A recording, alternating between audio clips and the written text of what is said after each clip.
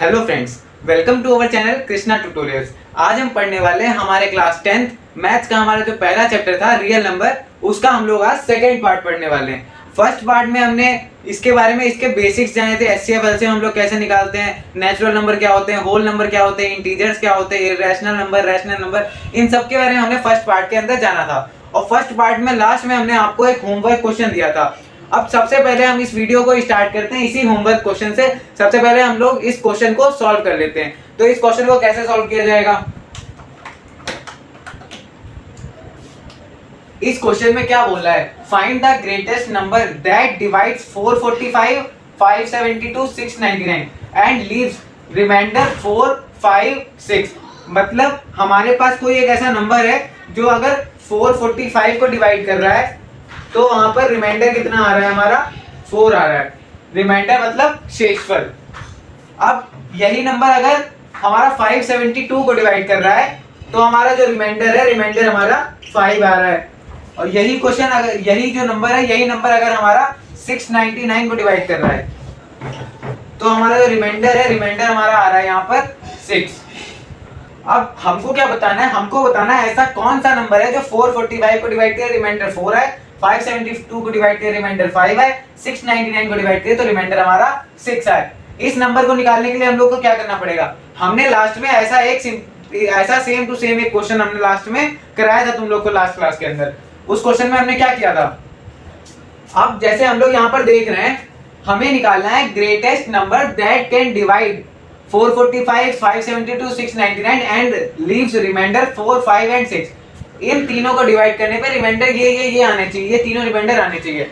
तो कैसे ये वाले रिमाइंडर आएंगे, ऐसा बड़ा नंबर हमको बताना है जो 445 को डिवाइड करे, 572 को डिवाइड करे और 699 को डिवाइड करे, रिमाइंडर 4, 5 और 6 आए। कैसे निकालेंगे इसको हम लोग, हमने तुम लोग को याद करो एचसीएफ के बारे में बताया था। एचसीएफ क्या होता है, highest common factor. Highest common factor मतलब वो सबसे बड़ा फैक्टर जो जिसका हम लोग एचसीएफ निकाल रहे हैं उन वाले नंबर्स को डिवाइड कर सके। सबसे बड़ा वो कॉमन फैक्टर जो उन नंबर्स को डिवाइड कर सके जिनका हम लोग एचसीएफ निकाल रहे हैं। अब यहाँ पर हम लोग क्या करेंगे, 445 है, 572 है, 699 है, यहाँ पर बात डिवाइड होने की हो रही है। ऐसा बड़ा नंबर हमको बताना है जो इन तीनों को डिवाइड कर रहा है। डिवाइड करने के बाद रिमाइंडर ये आ रहा है, तो हमें एचसीएफ निकालना पड़ेगा। यहाँ पे ना एचसीएफ क्यों निकालना पड़ेगा, क्योंकि एचसीएफ होता है हाईएस्ट कॉमन फैक्टर, मतलब सबसे बड़ा वो वाला फैक्टर जो उन तीनों नंबर को डिवाइड कर सके, जिनका हम लोग एचसीएफ निकाल रहे हैं उन वाले नंबर्स को वो नंबर डिवाइड कर सके। वो सबसे बड़ा फैक्टर जो कॉमन भी हो और उन नंबर्स को डिवाइड भी कर सके जिनका हम लोग एचसीएफ निकाल रहे हैं। अब हम यहाँ पे क्या करेंगे, 445 को अगर ये डिवाइड कर रहा है तो हमारा रिमाइंडर 4 बच रहा है। अब अगर यहाँ पर रिमाइंडर 4 बच रहा है तो हम ऐसे भी तो लिख सकते हैं कि यहाँ पर अगर 441 होता, मतलब 445 में से अगर हम 4 को माइनस कर देंगे तो हम ऐसे बोल सकते हैं कि वो वाला जो नंबर है, जो ये वाला नंबर है, ये नंबर 445 को डिवाइड कर रहा है तो रिमाइंडर हमारा 4 बच रहा है। तो ये वाला नंबर अगर 441 को डिवाइड करेगा तो रिमाइंडर हमारा कुछ नहीं बचेगा। मतलब ये वाले नंबर को ये वाला नंबर पूरे तरीके से डिवाइड कर सकता है, पूरे तरीके से काट देगा। अब वैसे यहाँ पर 572 को अगर ये वाला नंबर डिवाइड करा तो हमारा रिमाइंडर 5 बच रहा है, तो हम क्या करेंगे, 572 में से 5 को माइनस कर देंगे। 572 में से अगर हम 5 को माइनस करेंगे तो हमारा कितना बचेगा, 567 बचेगा। अब यहाँ पर अगर 572 को इस वाले नंबर से डिवाइड कर रहे थे तो हमारा रिमाइंडर बच रहा था 5। अगर इसी नंबर से हम लोग 567 को डिवाइड करेंगे तो हमारा रिमाइंडर कुछ नहीं बचेगा। क्यों कुछ नहीं बचेगा, क्योंकि 572 को डिवाइड करने पर रिमाइंडर 5 बच रहा था और रिमाइंडर से अगर हम लोग 5 मतलब इस वाले नंबर से अगर 5 आगे हम लोग आ जाएंगे, इसमें से रिमाइंडर को माइनस कर देंगे तो मतलब होगा इस वाले नंबर से हमारा जो संख्या आएगी वो पूरे तरीके से भाग हो जाएगी, डिवाइड हो जाएगी। तो हमारा है 567 हमारा इस नंबर से पूरे तरीके से डिवाइड हो जाएगा। सेम उसी तरीके से हम लोग यहाँ पर भी करेंगे, 699 में से हम लोग रिमाइंडर को माइनस कर देंगे। 699 से रिमाइंडर को अगर माइनस करेंगे तो हमारा कितना आएगा, 693। अब हमको क्या करना है, हमारे पास ये 3 नंबर आ गए, हमें इन तीनों नंबर का एचसीएफ निकालना है। एचसीएफ निकाल के क्या होगा भैया, हमने तुमको बताया है ऐसा बड़ा फैक्टर जो तीनों में कॉमन भी हो और इन तीनों नंबर्स को डिवाइड कर सकता हो। ऐसा बड़ा फैक्टर हमको निकालना है जो इन तीनों नंबर्स को डिवाइड कर सके। तो वो कैसे निकाला जाएगा, एचसीएफ से निकाला जाएगा, क्योंकि एचसीएफ की फुल फॉर्म क्या होती है, हाईएस्ट कॉमन फैक्टर। सबसे बड़ा वो फैक्टर जो उन जिनका हम लोग एचसीएफ निकाल रहे हैं उन वाले नंबर्स को डिवाइड कर सके। तो यहाँ पर हम इन तीनों नंबर का निकाल लेंगे एचसीएफ। इन तीनों नंबर का एचसीएफ निकालने के लिए हमें क्या करना पड़ेगा, एचसीएफ कैसे निकाला जाता है, पहले 693 का हम लोग एचसीएफ निकालते हैं। इसको 3 से डिवाइड होगा पहले, 3 2 जा 6, 3 3 जा 9, 3 1 जा 3, फिर से 3 से डिवाइड करते हैं, 3 7 जा 21, 3 7 जा 21। अब ये किससे डिवाइड होगा सोचो, अब ये होगा 7 से डिवाइड, तो यहाँ पर हमारा आ जाएगा 11। अब ये 11 से डिवाइड होगा तो हमारा आ जाएगा 1। और हमने क्या बताया था, कोई भी अगर कंपोजिट नंबर है हमारे पास उसको हम लोग प्राइम नंबर्स के मल्टीप्लिकेशन के रूप में लिख सकते हैं, मतलब भाज्य संख्या को हम लोग अभाज्य संख्या के गुणनफलों के रूप में लिख सकते हैं। तो कैसे लिखेंगे 693 को हम लोग, 693 को हम लोग लिख सकते हैं 3 × 3 × 7 × में 11। अब इसके बाद में हम लोग निकालते हैं, पहला हमने 693 के फैक्टर्स निकाल लिए, सारे गुणनखंड हमने 693 के निकाल लिए। अब हम क्या करेंगे 567 के गुणनखंड निकालेंगे।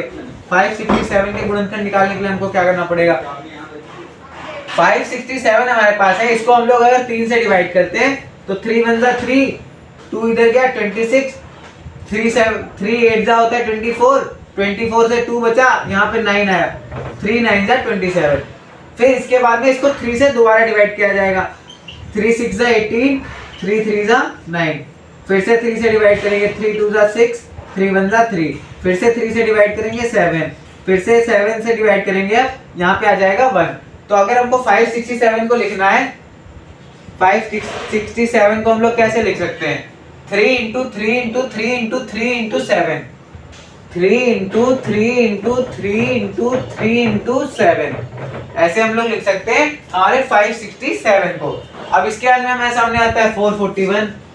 441 को हम लोग कैसे लिख सकते हैं, 441 के भी हम लोग सबसे पहले निकाल लेंगे गुणनखंड। इसके गुणनखंड निकालेंगे, इसको 3 से भाग देते हैं, 3 1 जा 3, 3 4 जा 12, 3 7 जा 21। फिर से 3 से हम लोग डिवाइड करेंगे इसको, 3 4 जा हमारा होता है 12, यहाँ पे बचा 2, 27 बचा, 27 हमारा 9 से डिवाइड हो जाएगा, फिर से अब 9 आ गया। अब इसको क्या करेंगे हम लोग 7 से डिवाइड करेंगे, 7 7 जा हमारा होता है 49, फिर से 7 से डिवाइड करेंगे तो हमारा आ जाएगा 1। अब इसके गुणनखंड हमारे क्या है, 441 के अगर हम लोग गुणनखंड लिखते हैं, 441 के गुणनखंड हमारे है 3 × 3 × 7 × 7। अब हमें क्या करना है, हमें निकालना है एचसीएफ। एचसीएफ हमने क्या बताया था, एचसीएफ निकालने के लिए हमने लास्ट क्लास में हमने एक अलग तरीका बताया था। अब हम तुम लोग को एक अलग तरीका बताने वाले हैं, शॉर्ट फॉर्म टाइप से समझ सकते हो इसको। अब तुमने यहाँ पर निकाले हैं 441 के फैक्टर्स निकाले हैं, 567 के निकाल लिए, 693 के निकाल लिए। अब हमें क्या करना है, ये जितने भी फैक्टर हमने निकाल लिए हैं, इन फैक्टर में से ये देखना है कि कौन कौन इन तीनों में कॉमन है। कौन कौन इन तीनों में कॉमन है, यहाँ पे देखो 3 इन तीनों में आ रहा है ना, तो 3 को हमने एक सेलेक्ट कर लिया, फिर दोबारा से 3 एक बार फिर से आ रहा है, तो दोबारा से हमने एक 3 को सिलेक्ट कर लिया। अब इसके बाद में तुम देखोगे 7 एक यहाँ पर भी आ रहा है, एक यहाँ पर भी आ रहा है, एक यहाँ पर भी आ रहा है। अब पहले हमने सेलेक्ट किया 3, फिर एक 7 आ गया। इसके बाद में फर्स्ट वाले में हमारा 7 आ रहा है, लेकिन सेकंड वाले में हमारा एक ही 7 था, तो एक 7 तो हम लोग सेलेक्ट कर चुके थे, दूसरा 7 नहीं बचा हुआ है, तो यहाँ पर कुछ नहीं आएगा। और तीसरे वाले में भी हमारा एक ही 7 था, दूसरा 7 नहीं बचा हुआ है, तो यहाँ पर भी कुछ सेलेक्ट नहीं होगा, क्योंकि हम लोग निकाल रहे हैं कॉमन फैक्टर्स। कॉमन कौन कौन से हैं, 3 कॉमन है, 3 कॉमन है और यहाँ पे 7 कॉमन है, बाकी कोई कॉमन नहीं है। तो ये जो हमारे 3 निकल के आए हैं कॉमन, इन्हीं को अगर हम लोग लिख लेते हैं, जैसे एचसीएफ हमारा क्या आ जाएगा, एचसीएफ हमारा हो जाएगा जो हमने कॉमन फैक्टर्स निकाले हैं, इन्हीं कॉमन फैक्टर्स को मल्टीप्लाई करके लिख देंगे तो हमारे एचसीएफ आ जाएगा 3 × 3 × 7। 3 3 हमारा हो जाएगा 9, 9 × 7, 9 की 7 से करेंगे तो हमारा आ जाएगा 63। अब 63 ही वही नंबर है जिससे सबसे बड़ा 63 ही ऐसा नंबर है जिससे अगर हम लोग 445 को डिवाइड कर रहे हैं तो रिमाइंडर हमारा 5 बचेगा, 572 को डिवाइड कर रहे हैं तो रिमाइंडर हमारा 5 बचेगा, और 699 को डिवाइड कर रहे हैं तो रिमाइंडर हमारा 6 बचेगा। अब रिमाइंडर हमारा 4 5 6 कैसे बच रहा है, 4 5 6 हमारा रिमाइंडर क्यों बच रहा है, इसलिए बच रहा है रिमाइंडर हमारा क्योंकि 63 ये वाले नंबर और इस नंबर का, इन तीनों नंबर का एचसीएफ है। एचसीएफ है, मतलब इन तीनों नंबर को हमारा जो 63 है वो पूरे तरीके से डिवाइड कर देगा, मतलब भाग कर देगा। तो इन तीनों नंबर को अगर हमारा 63 पूरे तरीके से भाग देता है तो हमारे पास क्या बचेगा, इन तीनों नंबर को 63 डिवाइड कर देगा तो हमारे पास इससे 6 आगे तो ये है, 6 आगे तो मतलब 6 ही तो बचेगा हमारे पास। अगर इससे इसको डिवाइड करेंगे तो 6 ही तो बचेगा, तो रिमाइंडर हमारा आ गया 6। वैसे इसको अगर डिवाइड करेंगे तो हमारा ये वाला जो नंबर है 572 567 से 5 आ गए। 567 हमारा पूरे तरीके से डिवाइड हो रहा है 63 से, लेकिन 572 हमारा पूरे तरीके से डिवाइड नहीं होगा। क्यों नहीं डिवाइड होगा, ये इससे 5 आ गए तो रिमाइंडर भी तो हमारा 5 ही बचेगा। वैसे यहाँ पर भी 441 445 से 4 कम है, 4 कम है तो 63 से हमारा 441 पूरे तरीके डिवाइड हो जाएगा। लेकिन 445 को अगर हम लोग डिवाइड करते हैं 63 से तो हमारा रिमाइंडर बचेगा 4। क्यों 4 बचेगा, क्योंकि 4 हमारा 441 से 4 आगे है। अब इसके बाद में हम लोग कुछ और क्वेश्चंस को देखते हैं, जिसको नोट करना है वो नोट कर ले, जिसको इसमें कोई भी डाउट आया वो कमेंट सेक्शन में बता दे, इसको नोट कर लो। अब हमारे सामने अगला सवाल आता है कि हमको क्या बताना है, 5005 है हमारे पास, इसके हमको प्राइम फैक्टर्स कर निकालने हैं और फिर उन प्राइम फैक्टर्स की पावर्स का हमको एडिशन बताना है। मतलब 5005 के अभाज्य गुणनखंड हमको निकालने हैं, फिर उनकी घातों का हमको योग बताना है। तो 5005 के हम लोग फैक्टर्स कैसे निकालेंगे, पहले हम लोग 5005 को डिवाइड करते हैं 5 से, 5 से करेंगे तो 1 जा 5 0 0 फिर 1 जा 5। अब हमारे सामने आ रहा है 1001, इसको हम लोग डिवाइड करेंगे 7 से, 7 1 जा 7 7 1 जा 7 30 बचा, फिर हमारा आएगा 7 4 जा 28 फिर यहाँ पे 2 बचा 21 7 3 जा 21। अब इसके बाद में 143 है, 143 देखो किससे डिवाइड हो रहा है, 143 11 से डिवाइड हो रहा है, 11 से हम लोग 143 को डिवाइड करेंगे तो हमारा आंसर आएगा 11 1 जा 11, फिर बचा हमारे पास 33, 11 3 जा 33, 13 1 जा 13। और हमारे सामने इसके प्राइम फैक्टराइजेशन क्या क्या आया है इसके, इनको हम लोग लिखेंगे। पहले 5005 को हम लोग कैसे लिख सकते हैं, हमने बताया था कोई भी हमारे पास कंपोजिट नंबर है उसको हम लोग प्राइम फैक्टर्स के मल्टीप्लिकेशन के रूप में लिख सकते हैं। तो हमारे पास 5005 है, इसको हम लोग कैसे लिख सकते हैं, 5 into 7 into 11 into 13। हमें क्या बताना है, जो इनके प्राइम फैक्टर्स आए हैं उनकी घातों का योग बताना है, उनकी पावर्स का एडिशन बताना है हमको। अब इसके जो प्राइम फैक्टर्स आए हैं वो कौन कौन से हैं, 5 आया, 7 आया, 11 आया और 13 आया। 5 की पावर क्या है 1, 7 की पावर क्या है 1, 11 की पावर क्या है 1, 13 की पावर क्या है, ये भी 1 है। तो हम लोग का इनका एडिशन जो बताना था तो हम लोग क्या बताएंगे, 1 plus 1 plus 1 plus 1 equal to 4। ये 4 हमारा आ गया आंसर। जो हमें बताना था कि पावर्स का हमको एडिशन बताना था प्राइम फैक्टर्स के, इनके प्राइम फैक्टर आए थे 5 7 11 13, इनके पावर का एडिशन हम लोग करेंगे तो हमारा आ जाएगा 4। अब इसके बाद में हम लोग नेक्स्ट क्वेश्चन पे चलते हैं, जिसको नोट करना है वो नोट कर ले। अब इसके बाद में हमारे सामने आता है, हमें दिया गया है x - 2 into x + 4 का होल स्क्वायर एंड x - 2 का होल स्क्वायर, इन दोनों का हमको एलसीएम एंड एचसीएफ निकालना है। अब एलसीएम निकालने के लिए हमको क्या करना पड़ेगा, पहले हम लोग क्या करते हैं, x - 2 और x + 4 का जो होल स्क्वायर है इसको हम लोग खोल के लिख लेते हैं। x - 2 into x + 4 का जो होल स्क्वायर है इसको अगर खोल के लिखा जाएगा तो कैसे लिखा जाएगा, x - 2 into x + 4 इंटू में x + 4। और जो हमारा दूसरा दिया गया था x - 2 का होल स्क्वायर, इसको भी हम लोग खोल कर लिख लेंगे, कैसे, x - 2 इंटू x - 2। अब हमारे सामने आता है, इसका हमें निकालना है, पहले एलसीएम निकालेंगे फिर निकालेंगे एचसीएफ। एलसीएम क्या होता है, अब पहले हमने तुम लोग को एक मेथड बता रखा है कि एलसीएम निकालने के लिए क्या किया जाएगा, पहले सबको कॉमन बना लेंगे, उसके बाद में जिसकी पावर सबसे ज्यादा आ रही है, जिस कॉमन फैक्टर की पावर सबसे ज्यादा आ रही है उस वाले कॉमन फैक्टर को हम लोग लिख लेंगे। सबसे ज्यादा पावर वाले कॉमन फैक्टर को हम लोग यहाँ पर नोट करेंगे, उनकी मल्टीप्लिकेशन करा देंगे तो वो हमारा एलसीएम आ जाएगा। लेकिन हम एक और तरीका बताने वाले हैं तुम लोग को। इस तरीके में क्या होता है, इसमें क्या होने जा रहा है, इसमें हम कैसे निकालेंगे, इसके अंदर होता है कि एलसीएम अगर हमको निकालना है तो एलसीएम निकालने के लिए हमारे जितने भी फैक्टर्स आ रहे हैं उन सभी फैक्टर्स का मल्टीप्लिकेशन हम लोग कर लेंगे। पहले हम लोग देख रहे हैं कि हमारा कॉमन है इतना x-2 तो हमारा हो गया कॉमन। जो कॉमन फैक्टर है वो केवल एक बार आएगा और उसके अलावा जितने भी फैक्टर हैं वो सब एक एक बार आते रहेंगे। कॉमन फैक्टर x-2 दोनों इसके अंदर एक एक, दो बार इसके अंदर है x-2 और इसके अंदर एक बार है, तो एक बार वाला इसका x-2 और इसका एक बार वाला x-2, इन दोनों को एक साथ मिला के हम लोग लिख लेंगे x-2। अब यहाँ पर क्या बचा हुआ है, x+4 बचा है, यहाँ पर भी x+4 बचा है, यहाँ पे x-2 बचा है। इन तीनों चीजों को हम लोग यहाँ पर लिख लेंगे x-2, x+4 और ये x+4। मतलब हमारे जितने भी गुणनखंड हैं उन सारे गुणनखंड का मल्टीप्लिकेशन हम लोग यहाँ पर एलसीएम में लिखेंगे। मतलब जितने भी हमारे पास फैक्टर्स आ रहे हैं उन सभी फैक्टर्स को यहाँ पे लिख लिया जाएगा, वही हमारा एलसीएम आ जाएगा। और जो हमारा कॉमन फैक्टर होगा वो वाला कॉमन फैक्टर केवल एक ही बार आएगा। बस ये याद रखना है कि कॉमन फैक्टर को हम लोग केवल एक बार उतारेंगे, उसके अलावा हमारे जितने भी फैक्टर्स हैं वो सारे फैक्टर्स यहाँ पे लिख के आ जाएंगे। अब एचसीएफ निकालने के लिए हमको क्या करना पड़ेगा, एचसीएफ होता है हाईएस्ट कॉमन फैक्टर, सबसे बड़ा ऐसा फैक्टर जो उन दोनों नंबर्स को जिनका हम लोग एचसीएफ निकाल रहे हैं उन दोनों नंबर्स को डिवाइड कर सके। तो एचसीएफ कैसे निकलेगा, इन दोनों में हम लोग देख रहे हैं केवल हमारा x-2 और x-2 ही कॉमन आ रहा है। इसके बाद में इसमें x+4 है, x+4 है, इसके अंदर x+4 है ही नहीं, और इसके अंदर x-2 है, इसके बाद में इसके अंदर x-2 नहीं है, एक ही x-2 था, तो इन दोनों का एक पेयर बन जाएगा हमारे पास। तो इन दोनों x-2 को हम लोग यहाँ पे उतार लेंगे, एक कॉमन आ रहा है तो एक बार इसको x-2 को लिख लेंगे हम लोग।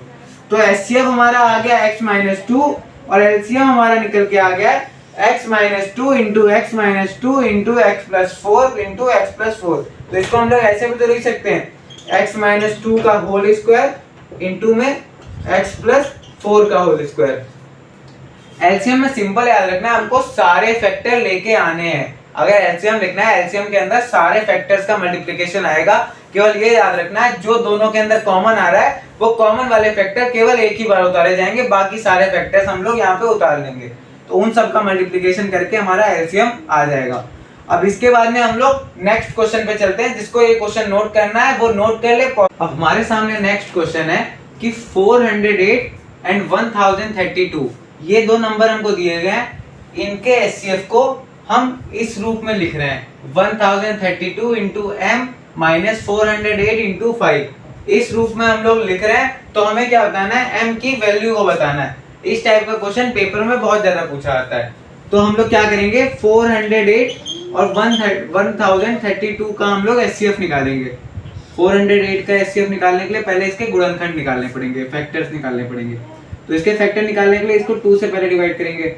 2 2 जा 4 0, 2 4 जा 8, फिर से 2 से करेंगे, 2 1 जा 2 0 2, फिर से हमने 2 से किया तो हमारा आएगा 51।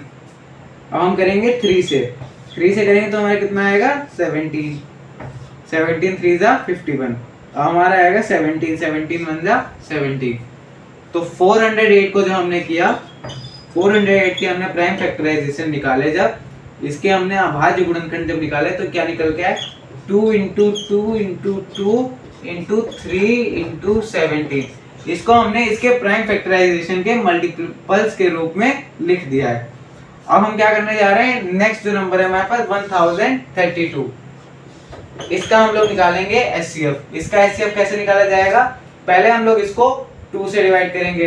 2 5 जा 10, 2 1 जा 2, 2 6 जा 12, 516 है, 516 2 जा 1032। फिर हम लोग इसको दोबारा से 2 से करेंगे। 2 2 जा 4, 2 5 जा 10, 2 8 जा 16, फिर से 2 से करेंगे। 2 1 जा 2, 2 2 जा 4, 2 9 जा 18। अब इसके बाद में 129 हमारे पास आया है। 129 को हम लोग 3 से करेंगे तो हमारे पास में आएगा 3 4 जा 12 और 3 3 जा 9। अब 43 जो हमारा है, 43 हमारा एक प्राइम नंबर खुद है, मतलब ये खुद ऐसा नंबर है जो 1 से और 43 खुद से अपने आप से डिवाइड हो सकता है। तो इसको हम लोग क्या करेंगे, 43 से डिवाइड करेंगे तो 1 जा हमारा आ जाएगा। अब अगर हमको 1032 के प्राइम फैक्टराइजेशन लिखने हैं तो कैसे लिखेंगे? 1032 equal to 2 into 2 into 2 into 3 into 43। हमें निकालना है एचसीएफ। एचसीएफ क्या होता है? जो फैक्टर दोनों में कॉमन है वो वाले फैक्टर्स केवल इकट्ठा करने हैं हमको। यहाँ पे देख रहे हैं हम लोग 2 कॉमन है, 2 कॉमन है, फिर से 2 कॉमन है और एक 3 कॉमन है। एचसीएफ निकालने के लिए जो हमारे पास ये जितने कॉमन फैक्टर्स आए हैं इन सारे मतलब कॉमन फैक्टर्स का हम लोग पेयर बना रहे हैं। जो इसमें भी होना चाहिए इसमें भी होना चाहिए, इनके एक पेयर को बनाएंगे। इनके पेयर को बनाने के बाद में हम लोग एक ही मानेंगे उसको। जैसे 2 का एक पेयर बना है तो हम लोग बोलेंगे हमारे पास 2 एक बार आ गया, फिर से 2 का एक पेयर बना है फिर 2 एक बार आ गया, फिर से 2 का एक पेयर है वो 2 एक बार आ जाएगा और 3 का एक पेयर जो है उसको भी एक बार लिख देंगे। अब इसको जो हम लोग सॉल्व करते हैं 2 2 जा 4, 4 2 जा 8, 8 3 जा 24। तो हमारा एचसीएफ निकल के आ गया 24। अब क्वेश्चन हमको क्या बोल रहा है? क्वेश्चन के हिसाब से एचसीएफ क्या है हमारा? 1032 इंटू m माइनस 408 इंटू में 5। क्वेश्चन के हिसाब से हमारा एचसीएफ ये है और हमने निकाला एचसीएफ हमारा 24 आया। क्या करेंगे? हमारा एचसीएफ निकल गया है 24 और इनके हिसाब से एचसीएफ हमारा ये है, तो हम क्या करेंगे? अपने यहाँ पे एचसीएफ की जगह पे 24 डाल देंगे। 24 equal to 1032 m minus 408 into में 5। हमें क्या करना है? सॉल्व करके m की वैल्यू निकालनी है। तो हम क्या करेंगे? यहाँ पर ये माइनस में है तो इसको हम लोग इधर साइड शिफ्ट करेंगे तो ये प्लस में आ जाएगा। तो 1032 m इक्वल टू हमारा आ गया है 24 प्लस में 408 इंटू 5। अब इसको सॉल्व करने से पहले, इतना मल्टीप्लिकेशन वगैरह करने से पहले इजी तरीके से कैलकुलेट करना सीखो। कैसे कैलकुलेट करेंगे इजी तरीके से? हम क्या कर रहे हैं? यहाँ पे जो 1032 है इसको इसके अपॉन में भेज देंगे। m इक्वल टू यहाँ पे हमारा आ गया है 1032। अब क्या है? हमारे सामने 24 है, 4008 इंटू 5 है। अब क्या करो? इसमें से देख रहे हैं हम 4 से डिवाइड हो रहा है, ये भी हमारा 4 से डिवाइड हो रहा है। तो हम क्या करेंगे? यहाँ पर 4 कॉमन ले लेंगे। 4 कॉमन लिया हमने तो यहाँ पर कितना बचा हमारा? यहाँ पर बचा है हमारा 6 प्लस में 408 को अगर हम लोग 4 से डिवाइड करेंगे तो हमारा बचेगा 102 इंटू में 5। अब ये हमारे पास बचा है। अब 4 से हम लोग क्या करेंगे? इसको डिवाइड करेंगे। 4 1 जा 4, 4 2 जा 8, 2 इधर गया 23, 32 बचा हमारे पास। 4 से अगर हम लोग 32 को डिवाइड करेंगे तो 8 जा 32, 258 हमारा अपॉन में बचा है। तो m की वैल्यू निकालने के लिए हम लोग क्या करने वाले हैं? अब क्या करो? यहाँ पर हम देख रहे हैं 6 जो है 6 भी 2 से डिवाइड हो रहा है, 102 भी हमारा 2 से डिवाइड हो रहा है। तो हम लोग ऊपर से 2 कॉमन ले लेंगे तो हमारा बचेगा 3 प्लस में 51 इंटू 5 और अपॉन में हमारे पास है 258। 2 से हम लोग 258 को काटेंगे। 2 1 जा 2, 2 1 जा 2, 2 2 जा 4, फिर हमारा बचा है 18, 2 9 जा 18। अब हम क्या करने वाले हैं इसके बाद में? अब m की वैल्यू निकालने के लिए अब फिर से तुम देखो यहाँ पर 3 है, ये जो 51 है 51 भी 3 से डिवाइड होता है, 17 3 जा 51 होता है हमारा। तो हम क्या करेंगे? यहाँ पर 3 फिर से कॉमन ले लेंगे। 3 को हमने कॉमन लिया, 1 बचा यहाँ पे बचा 17 इंटू 5 और अपॉन में हमारे सामने है 129। 129 को अगर हम लोग 3 से डिवाइड करेंगे तो हमारा कितना आएगा? 3 1 जा 3 और ये हमारा निकल के आ गया 43। अब m की वैल्यू क्या आ रही है? 17 5 जा कितना होता है? 17 5 जा होता है हमारे पास 85। तो हमारे पास ऊपर कितना बचा है? 85 प्लस में 1 अपॉन में 43। अब ऊपर आ रहा है हमारे पास में 86 अपॉन में 43। 43 1 जा 43, 43 2 जा 86। तो m की वैल्यू हमारी कितनी निकल कर आ गई है? 2। तो यहाँ पर जो हमने दिखाया था एचसीएफ को हमारे, उसमें m की वैल्यू हमारी है 2। ये वाला क्वेश्चन पूरा सॉल्व हो गया है। इसके बाद में हम लोग नेक्स्ट क्वेश्चन पे मूव करते हैं। जिसको ये नोट करना है वो पॉज करके नोट कर ले। अब हमारे सामने नेक्स्ट सवाल आता है कि जो हमारे सामने ऑप्शंस दिए गए हैं 1 2 3 4, इनमें से को प्राइम नंबर कौन कौन से हैं। को प्राइम नंबर मतलब सहअभाज्य संख्याएं। अब ये सहअभाज्य संख्याएं क्या होती है, इनके बारे में तो भैया आपने बताया भी नहीं है। को प्राइम नंबर वे नंबर होते हैं जिनका जो एचसीएफ होता है, एचसीएफ हमारा 1 निकल कर आता है।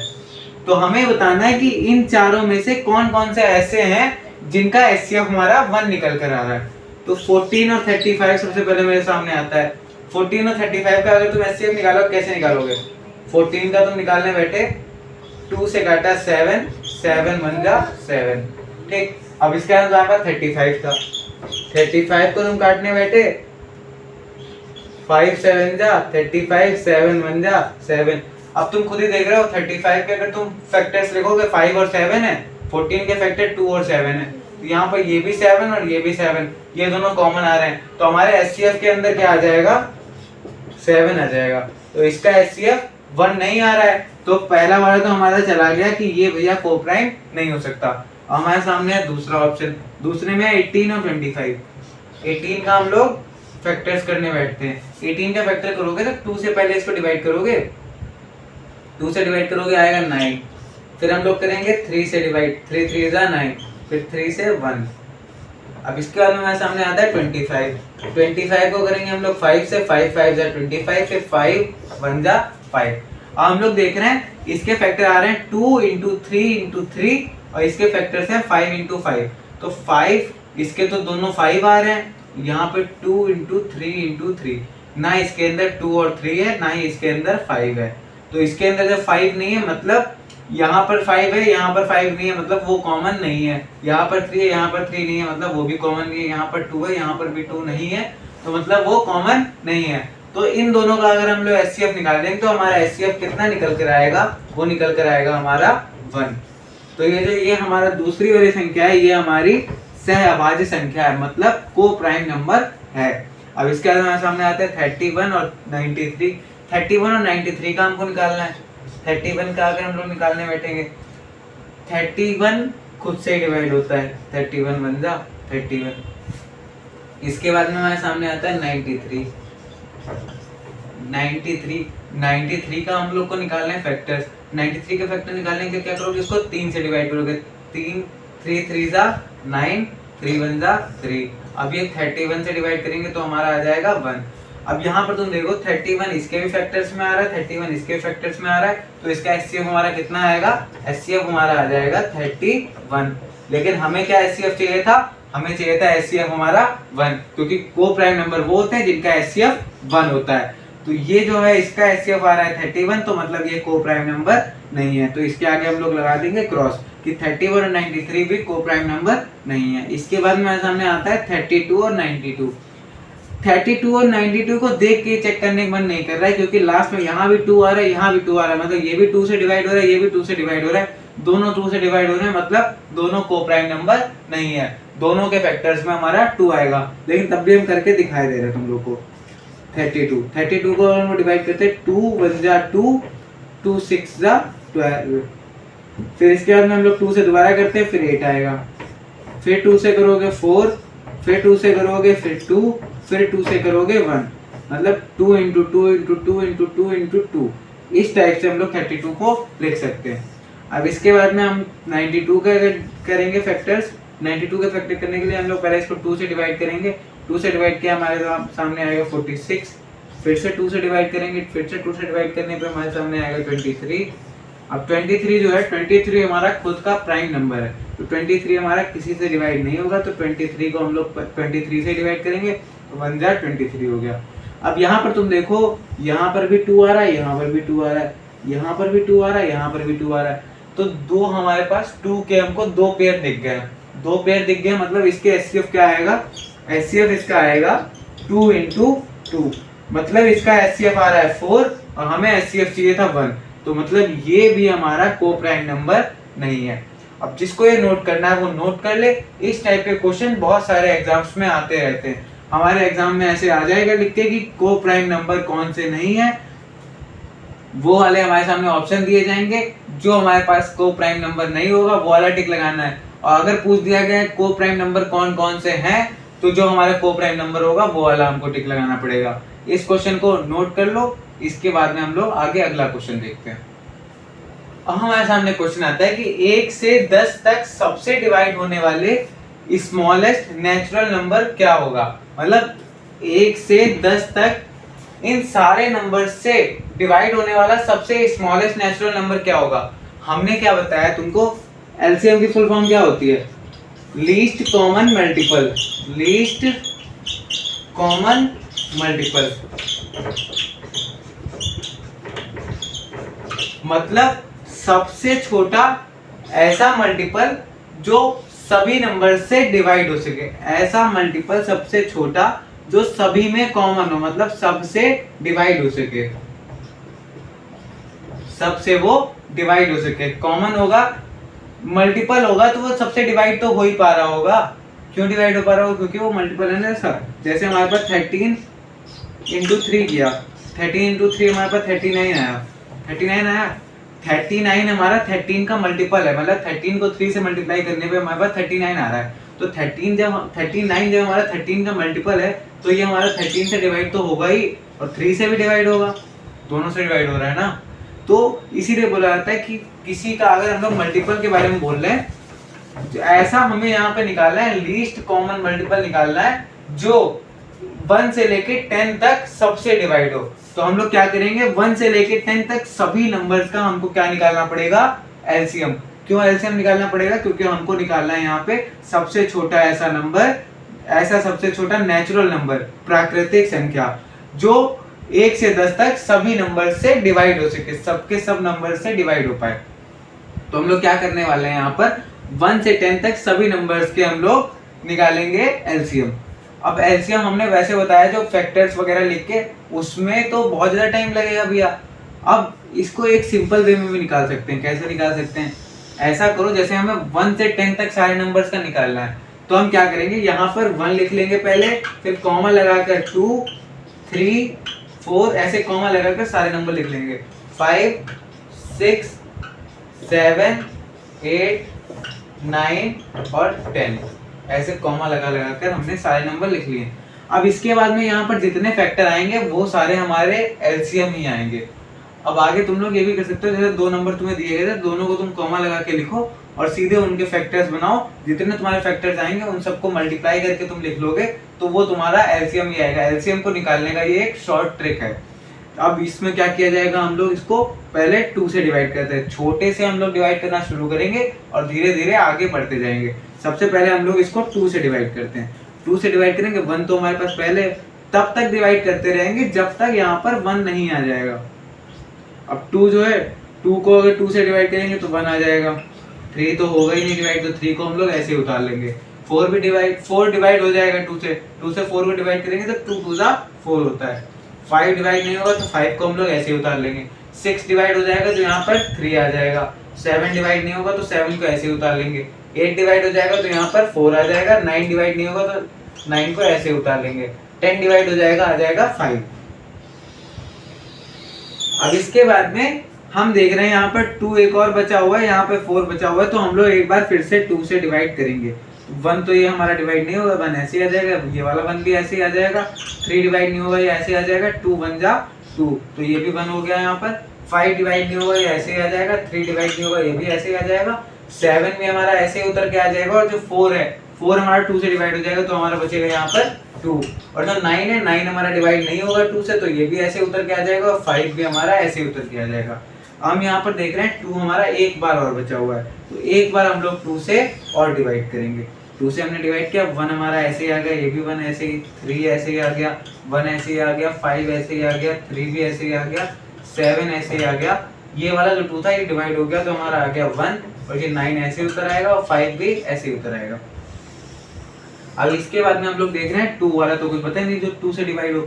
3 हम देख रहे हैं, 3 यहाँ भी है, 3 यहाँ भी है, और ये 9 है, ये भी 3 से डिवाइड होगा। 3 हम लोग एक बार लिख लेंगे। 1 आ गया, ये भी 1 आ गया। 3 1 जा 3, ये भी 1 हो गया। फिर से 1। 5 हमारा डिवाइड नहीं होगा 3 से, तो 5 को ऐसे उतार लेंगे। फिर से 3 1 जा 3। फिर 3 को अगर 3 से अगर 7 को डिवाइड करेंगे, 7 हमारा डिवाइड नहीं होगा, तो 7 हमारा ऐसे ही उतर के आ जाएगा। ये 1 हमारा ऐसे ही है। 3 3 था 9, तो ये हमारा 3 हो जाएगा। फिर यहाँ पर 5। अब हम देख रहे हैं 3 हमारा एक बार और बचा हुआ है, तो क्या करेंगे हम लोग 3 से एक बार फिर से डिवाइड करेंगे। 1 1 1 1 और ये 5 था हमारा, 5 को हम लोग ऐसे उतार लेंगे, फिर से 1। 7 हमारा डिवाइड नहीं होगा, ये भी ऐसे उतर आएगा, फिर से 1। और जो 3 था 3 हमारा डिवाइड हो जाएगा, ये भी 1 हो जाएगा, फिर 5। अब इसके बाद में हम लोग देख रहे हैं 5 हमारा आ रहा है, 5 से हम लोग डिवाइड करेंगे 1 1 1 1 और ये जो 5 था 5 को अगर डिवाइड करेंगे 5 से तो 1 आ जाएगा। और फिर यहाँ पे फिर से 1। 7 हमारा डिवाइड नहीं हुआ तो 7 ऐसे उतर आएगा, फिर हम लोग का 1 आएगा, फिर से 1 आएगा। और जो 5 था 5 हमारा 5 से डिवाइड हो जाएगा और ये भी 1 आ जाएगा। अब इसके बाद में हमारे सामने केवल एक 7 दिख रहा है, तो 7 से हम लोग डिवाइड करेंगे, सारे के सारे हमारे पास 1 आ जाएंगे। तो सबको हमने 1 बना लिया है।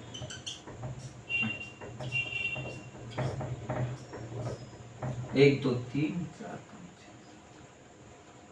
अब सबको हमने 1 बना लिया। अब हम क्या करने जा रहे हैं, अब हम लिखेंगे एलसीएम। एलसीएम कैसे लिखेंगे, 2 की 2 से मल्टीप्लाई होगी, फिर इसकी इससे मल्टीप्लाई होगी, इसकी इससे, इसकी इससे, इसकी इससे, इसकी इससे। तो एलसीएम हमारा क्या आ जाएगा, एलसीएम हमारा आएगा 2 into 2 into 2 into 3 into 3 into 5 into 7। 2 2 हो गया हमारा 4 इंटू 2 3 हमारा हो गया 6 इंटू 3 5 15 हो गया और इंटू में 7। 6 4 हमारा हो जाएगा 24। 15 7 हमारा कितना हो जाएगा, 15 7 अगर तुम निकालोगे तो तुम्हारा 57 कितना आएगा, 105। 105। अब 24 की हमको 105 से मल्टीप्लाई करनी है। 105 इंटू में 24। 4 5 से हमारा हो गया 20, 2 गया कैरी, 4 0 0, 2 उधर आया, 4 1 4, 5 2 हमारा हो गया 10, 1 गया कैरी, 2 0 0, 1 2 1 2। अब इसको ऐड करके यहाँ पे लिख रहे हैं हम लोग 0 2 5 और 2। हमारा आंसर आ रहा है 2 5 2 0।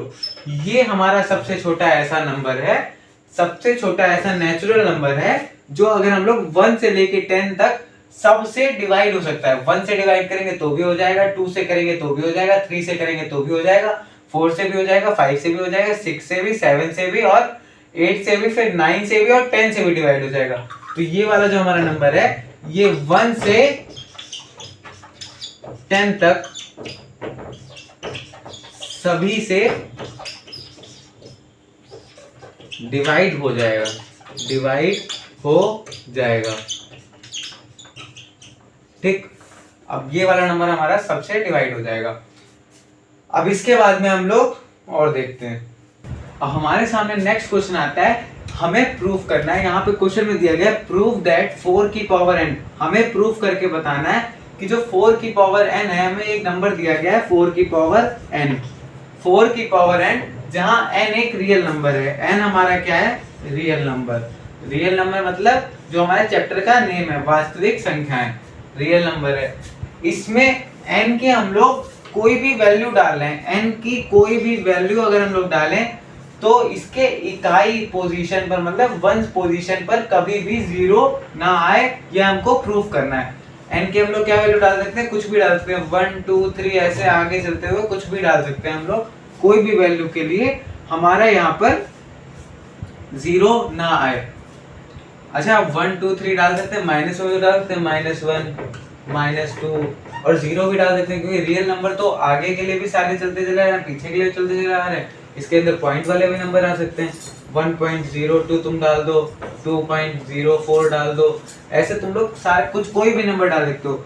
हमें बताना है यहाँ पे 4 की पावर n में n की कोई भी वैल्यू के लिए हमें ये सिद्ध करके देना है कि ये कभी भी 0 पर इंड नहीं होगा, इसके इंड में कभी भी 0 नहीं आएगा। अब इसको प्रूफ करने के लिए हमको क्या करना पड़ेगा, अब तुम लोग खुद देखो इंड में 0 कब आता है। जैसे तुम लोग 10 के अगर मल्टीपल लिखते हो, क्या लिखते हो, 2 इंटू 5।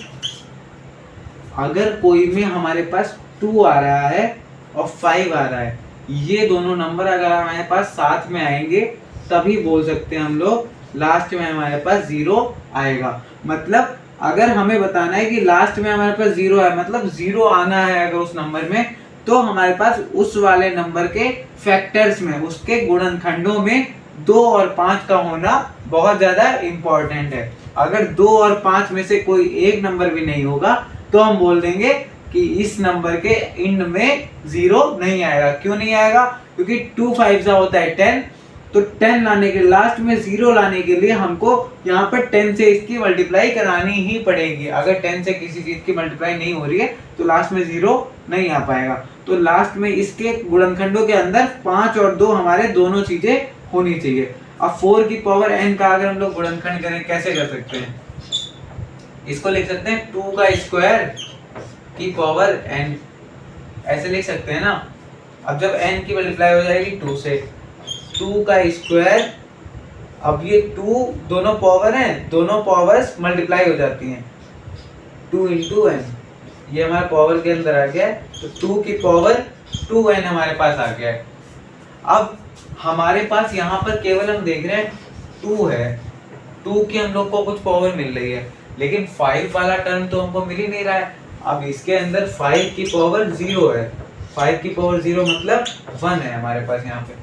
तो यहाँ पर 5 का तो हमको टर्म मिल ही नहीं रहा है। 5 का टर्म जो हमको नहीं मिल पा रहा है, इसका मतलब है इस नंबर को हम लोग कभी भी लास्ट में इसके 0 नहीं ला सकते, इसके 1 पोजीशन पे हम लोग कभी भी 0 नहीं ला सकते। अब जैसे 4 की पावर n है, 4 की पावर n में तुम लोग डाल के भी देख सकते हो। n की वैल्यू तुमने जैसे 1 डाली तो क्या होगा? 4 की पावर 1, 4 की पावर 1 हो गया हमारा 4 तुमने n की वैल्यू 2 डाल दी, 4 की पावर 2, यहाँ हमारा आ गया 16, 4 की पावर तुमने 3 डाल दी। ऐसे हम लोग आगे चलते चले जा रहे हैं, यहाँ पे हमारा 64 आ जाएगा। ऐसे मान लो आगे चलते चले जा रहे हैं, कितना भी आगे हम लोग चलते चले जाएं, कभी भी ये इंड में हमारा 0 नहीं आने वाला है। यहाँ पे 6 आ रहा है, यहाँ पे 4 आ रहा है, आगे हमारा फिर से 6 आएगा, फिर से 4 आएगा, लेकिन कभी भी हमारे पास यहाँ पर 0 नहीं आएगा। क्यों नहीं आएगा 0?